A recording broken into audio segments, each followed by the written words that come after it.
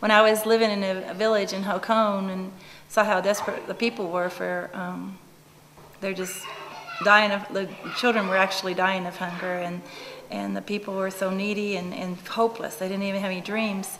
And I knew the Lord called me to help those people, but I didn't know how. And so I was really asking him why he called me to this village. So, you know, it's so godless. And he told me in the night that it was to start, and we need to start a children's home, to start with the children. And that was how we would raise up a new generation.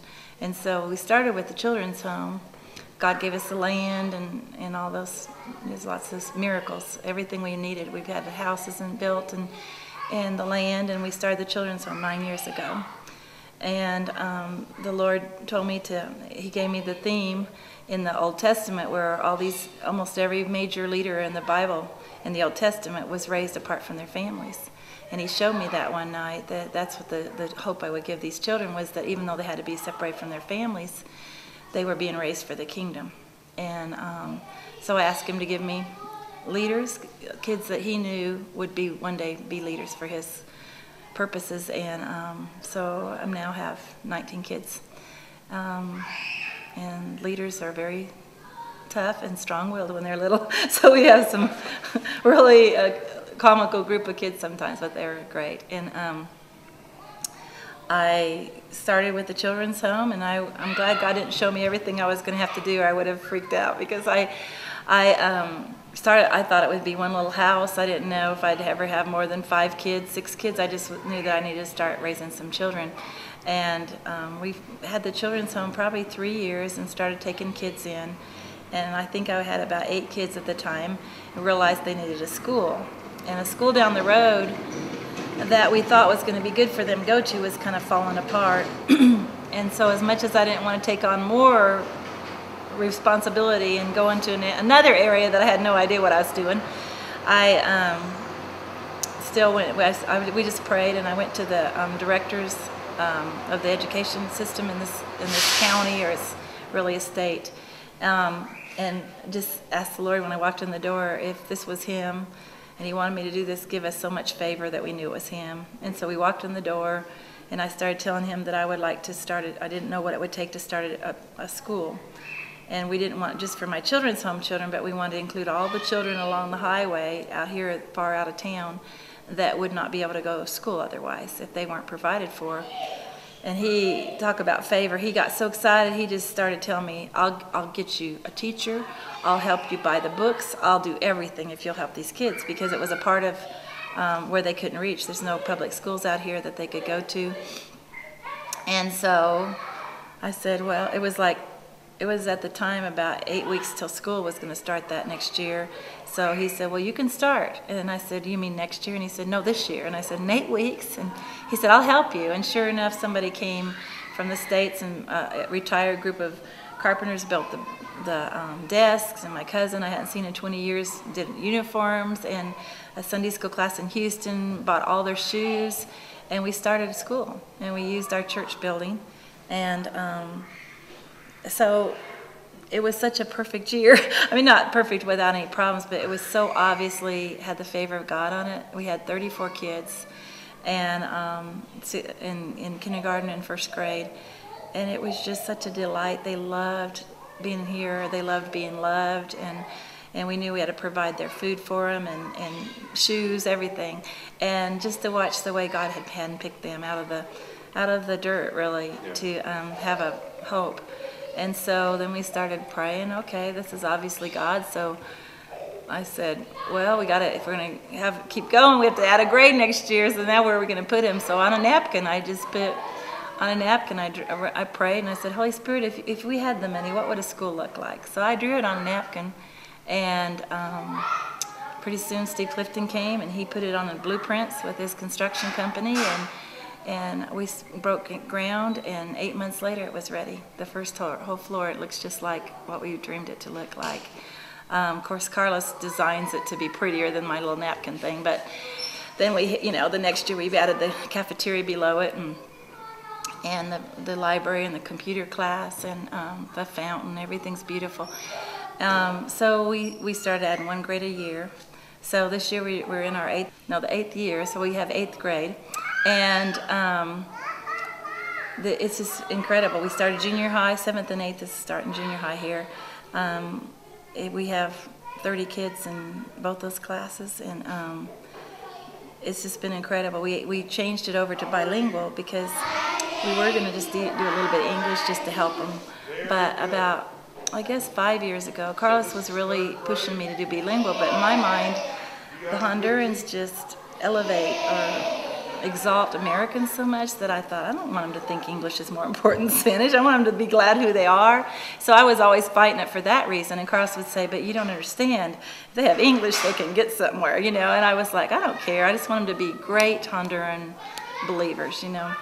But we saw a friend of ours, Peter Trin, and he's from China, and he works all over the world. And he said one day, that's all it took. He said, Rhonda, he said, if your children can speak perfect English and be teachers of English, they can go to all the Muslim countries where nobody else can go. And that's all it took, because the Lord had already told us we were raising up missionaries. And so that's when we became bilingual. So we've had really 3 solid good years. We're in our 4th year of really solid good English. And I'm so thankful the Lord's sending Americans that are so willing to come and raise their own support. And we don't have any salaries, and they're just really loving the kids and being very sacrificial and serving the children and loving them. And we teach mission stories in the devotion in the morning. Every Monday morning they learn about another country, how to pray for it, so they're also getting countries on their hearts. We've got biographies of missionaries the teachers read when there's a few minutes in class. And then once a year, we have a big mission day. And that's the kids' favorite thing. The teachers plan for probably 2 months ahead, and they're divided in countries. And the teachers dress like the country. They have flags made, they do a craft, they sample food that the country, so they feel like every time they change classes that day, every 40 minutes they go to a different culture. And they teach them if it's a country that's Buddhist, they teach them what the Buddhists say, but what does God's word say? If it's Muslim, they teach them some of that.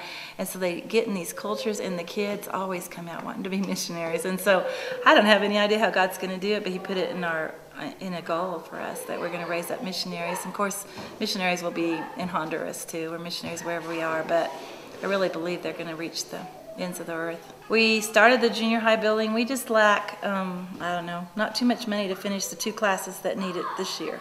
So right now they're meeting in 2 other extra classes we have in the school, the elementary school. But we'll finish. It's 4 big classrooms downstairs, and it will be 4 big classrooms upstairs. And it's actually all we need for junior high and high school. But after 3 years, when they're finished with the 9th grade, they will need to start learning skills.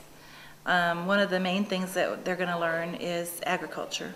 We had talked to the government before, and they said all you need is 5 acres of land, and we'll provide the engineers, because they really want the people in Honduras to learn to use their land, because there's some great resources here, but people haven't been trained. So, you know, as you know, God gave us 120 acres for farming about 4 years ago. And so that'll be one of their things. Another thing is they will also have carpentry. We're not sure all of the things that they're going to learn. We're hoping that Americans will come and give like 3 months at a time and come and do a real training thing. Maybe if it's in carpentry, teach them one project, and then we'll get another person with some new skills. And we're praying that as they're learning skills and practicing, they'll be selling their goods, and that will keep the school going too, and financially helping us with the farming too. As they're, 60 kids out there farming every day, they're also producing a crop for us to sell and also to give to the poor. A lot of their families are so poor they need a lot of help, even to eat. And so they'll be earning their degrees while they're actually producing for Destino, so that's the dream. Also, we have a new guy coming and his wife in a few months, and he had all the same dreams as we did. He didn't know about Destino, but he felt like that God wanted him to train up future missionaries in agriculture. He said that all the countries that have been the least reached for Jesus Christ have agriculture, are agricultural based, and they have coffee climates. So he intends to start an organic coffee farm at Destino, and then also produce a lot of other corn, beans, and a big garden, and teach the kids about the soil, and we're real excited about that. So that should start in the next, I think in the spring we'll start that project. I've seen a lot of changes. One of the ways I saw more fruit was a year ago, we realized that we needed to be in the homes more, because there's over 200 families, and they just live in dirt huts all over the mountains. But one of our little boys, his father was in prison, and nobody knew. I mean, I knew, but he didn't tell anybody else, and he was so shamed by it, and the teachers didn't realize. I had by chance found out one time from somebody that was at the prison visiting. But at that point we said, we need to be in their homes and get them to tell us what they're going through. It just really brought us to light that we don't always know just what they're suffering in their houses. We know they hurt for food sometimes, but not other things. And so we started visiting, and it was a year and a half ago, and we just decided to cancel school 3 days twice a year. Well, once a year we cancel, and the other time we visit in August before school starts when the teachers come. And we go to we split up in teams, and we send 2 or 3, 4 teachers in every single house and pray with the families. So the first time we did it, I drove a car and I went in the homes, and it really overwhelmed me, because sometimes you get so busy just doing the everyday stuff and changing diapers and just making food or whatever, and I couldn't believe the difference. It had been 5 years since we had the school then. We're almost 6, and I couldn't believe how many of the families pray, how many families. I knew different, through the year, one mother will come to Christ, or a father in church will come to Christ, but when you see it and get 5 years out of it, or 6, it really amazed me that these families are so different. They pray together, they pray for us, and that was, one of the teachers said one of the things most humbling to them was that when they go to visit to pray for the teachers, for the families say, "Oh, we pray for you every day." And they said it's so amazing, these families that have come to Christ. So it's not just students. I mean, what we saw this year, it was like the mothers come up here, and we have, like once a month, we have tonight, like a sixth grade. They're going to do the song and a passage of scripture by heart. And that attracts their parents to come and see their kids on stage. So every month we highlight a different grade. And it's just an excuse to get the families into church and get a chance to share the gospel with them again and just build some more truth into them. So through these years, these families have been exposed a lot to the gospel. Lots of them come to Christ when Pastor Carlos is preaching in those nights. And then we've had a few conferences. But just this last year, we saw fathers start coming to Christ. At least within a couple months last year, 23 fathers accepted Christ. So now it just feels like it's just the kids were the seed, and then it goes to the mamas, and it's starting to get to the fathers. And so it's really branching out. It's really very exciting to see that happening. And sometimes I forget to look around and see the fruit too, but God has done something really great here.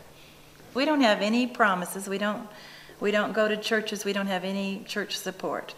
We just pray. And so every week on Tuesday, we find out how much money there is. And there's always enough to feed everybody. But then all of a sudden, somebody will get a project in their heart, and all of a sudden we might get $10,000 for the school. So we're waiting on the junior high till God provides it, and it'll be perfect timing. But as soon as the junior high is built, finished, then we're looking at having a gym. We really need a gym. The church is too small right now. We're using it for the kindergarten class right here. And it's too small, really, we can't ever get all the families together. And they would love to have big meetings. So that's why we do 1 grade a month, because we can't fit any other families in here.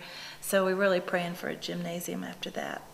Not only for when it's a rainy day that the kids will have a place for PE, but, even a place to baptize. We don't have that here. And to have the whole family, the school family, when we want to do something, reach them all at once.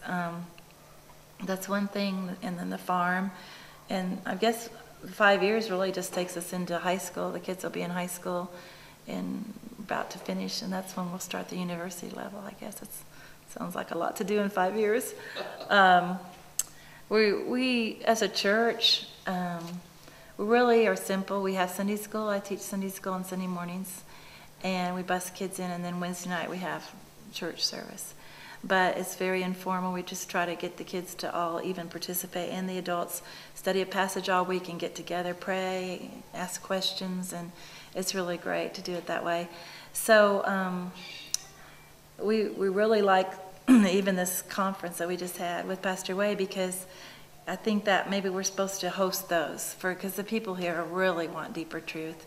Carlos has never been able to go to seminary. He's kind of like Pastor Wade as far as not having a lot of education, but he loves to read and he loves to study, but he doesn't have the time. He's an administrator of so much here. So I think that's one of the things we want to do more of, is have more conferences and host people coming in and teaching deeper truths to the people here around, and do more Bible studies with the mamas. And so that's, not sure. God doesn't never tell us ahead what's going to happen. That's what we think's going to happen. That's how we think we're going. Well, the dental clinic, God's provided already on containers. We have the chairs and the x-ray machines, and we just lack like the x-ray processing machine, which I think I can get pretty cheap here, and then the sterilizer. And we've already got the building, and so what we're praying about is finishing that up in the next, hopefully within the next 6 months, finishing that and getting the equipment. And then we're praying for groups of dentists, even 3 or 4, just to come for a week, a month, and pretty soon we have every month schedule where there's a group coming in. It'll just be routine. They'll come in, go down there and use the clinic, and we'll bring one grade of students that week through the clinic. And so that, because all of our kids, none of them have ever been to the dentist, and there's 260, 70 kids there this year. And so that's the dream we really need to see happen, because around here I used to think we need a medical and dental clinic here, but there is medicine that you can get free. There's different health departments in the villages, and so people aren't desperate for that. But that one thing, the dental, there's nothing free. Most of the people just let their teeth get rotten and people pull them out. And so I think that's part of their health that needs to be taken care of. And then the other part of the health area that we want to do is have a birthing center for the neighbors and the people in this area. There's no place to help them when they're having their labor and delivery, that there's no, the hospitals cost too much and the clinics are really awful. So that's what we're praying for, is that will be a step down the road. I'm not sure when, but we've got some of the beds and we got the place, and one of our teachers even is praying about being a midwife, but I don't know how the Lord's going to bring that together, but he certainly gave us the dream to do that for the moms. So for a year, we usually ask for $60 a month sponsorship, and I used to think it cost about $30, $25 for food, but we figured out we're feeding them very economically and they can eat all they want. I think the biggest chunk of that money is their teacher salaries. The Honduran teachers have to have a salary. They also get paid 12 months a year. Well, it's really more than that. We have to pay them, and really, it's almost 14 months a year is what money they get, and they only work 9 months. It's just a law. We can't go around it. We shouldn't anyway, because that's fair to them. But so that, and the bus parts, bus repairs, and all the gas to pick them up on the highway, that costs a ton. The cook, the bus drivers, and so it's a lot of salaries, lots of materials. It covers their uniforms, their PE outfits, and so yeah, I think that we seem to, on the budget, from what everybody shows, we come out behind in the school every year, but the Lord provides in another way. But so $60 a month for every child pretty much gets us everything. So that's what we get as sponsors. And we always encourage people, don't send your money, and don't even become a sponsor if you don't want to pray for them, because God will provide the money. But these kids, God has big plans for them. They need somebody praying for them by name. So it's a big deal to us, is who picks them. And the parents don't pay, but about probably 5 years ago, I mean, these people are poor. I mean, a lot of the kids come to school hungry every day, and this is their only meal. And Carlos comes in, but this is why you should have a national, because I think that Americans, a lot of times, we can run people. And he came in one day and he said, "Rhonda, these people need to pay something." And I said, "They can't pay anything. They have no money." He said, "I'm talking about just a little bit." And so we started having them pay $5 a month, which is 100 lempiras. But clearly they all know if they can't do it, they can come and wash windows one day, or they can cut grass, or they can send bananas. And I opposed it at first, thinking, "Oh, I hate that they're poor." And it was the wisdom of God in him to say that, because these parents who used to sit in their poverty and they couldn't do anything, every year I just see them changing completely their mentality. When their kids graduate, they feel like they had a part of it. They did something, but they've also learned to go out and make tamales and raise money, and all of a sudden they formed a parents board. Just said they were going to have a board. They went to the mayor and asked them to fix our road, which we could never get done. They went to the mayor and they're getting help, trying to get help for our electric bill, and it's just changed their whole mentality of what God could do in them too. So it's partly because they are coming to Christ and He gives you hope wherever He is, but it's also just asking something of Him. And it's just so incredible. So that's his philosophy is, don't ruin them. Just let them pay somehow. And it's something they could do. It gives them ownership. Yeah, and they have. And they can't participate much, but they've done something to help their child get to school. So, and we would never turn anybody away that can't do it. But, it's just been really amazing what it's changed, the atmosphere and the way Carlos will send out an email and say, we don't have email. He'll send out a note on paper and just say, we need somebody, the grass needs chopped. Well, of course we don't have lawnmowers, and I mean the whole hills back to the football field everywhere is just covered with over 100 people with their machetes, and then in half a day the whole place is cleared off. And so they come with joy to be part of it. So it's really amazing what it's done. A lot of all the foundational work for the junior high was done free. The fathers just took turns coming in. They don't have jobs anyway. The unemployment's horrible here. Nobody has work. It's just desperate. So they would come in and work a day here and there, and that's how we got the whole foundation to the junior high done without paying anybody. So I guess I would tell people that everybody seems to want to put me on a pedestal sometimes, that, oh my goodness, look what she's done. But they don't know me very well.